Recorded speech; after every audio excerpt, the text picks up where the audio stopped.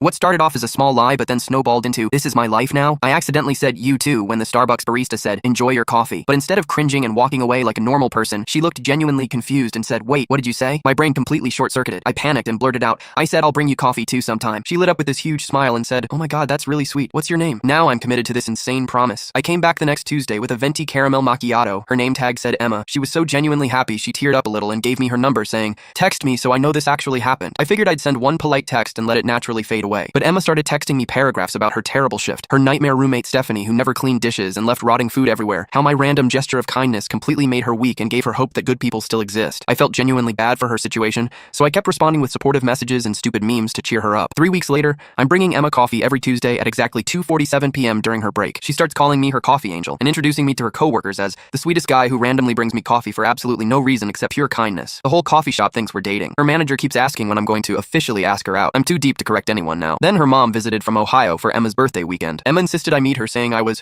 the thoughtful one who brightens her Tuesdays when everything else in life feels overwhelming. Her mom grabbed me in this bone-crushing hug and whispered, "You're exactly what Emma needs right now, sweetheart. She talks about you constantly." That's when I learned Emma had been struggling with severe anxiety and panic attacks for 2 years. Our Tuesday coffee ritual was literally the only consistent positive thing in her week that she could count on. She'd started scheduling her therapy appointments around our meetups because they gave her something concrete to look forward to during her darkest moments. By month 3, I'm invited to her 23rd birthday party at some trendy rooftop bar. All her friends are calling me Coffee Guy and telling me detailed stories about how much happier Emma's been since I started dating her. I didn't have the heart to correct them when they're all so genuinely grateful. Her best friend Sarah pulled me aside and whispered, "I don't know what magic you worked, but Emma's been like a completely different person. She actually laughs at our jokes now instead of just forcing smiles." The breaking point came when Emma finally got promoted to shift supervisor after months of anxiety about applying for the position. She wanted to celebrate at some fancy Italian restaurant downtown that she'd been saving up for. "I honestly couldn't have done this without our Tuesday tradition," she said, tears streaming down her face. "You've been my anchor when everything felt completely impossible. You showed me that I deserve good things happening to me randomly. I don't know how to properly thank you for saving my life." I realized I wasn't just bringing coffee anymore. I was accidentally someone's primary emotional support system and the foundation of their mental health recovery. Emma's therapist had apparently told her that having consistent positive social interactions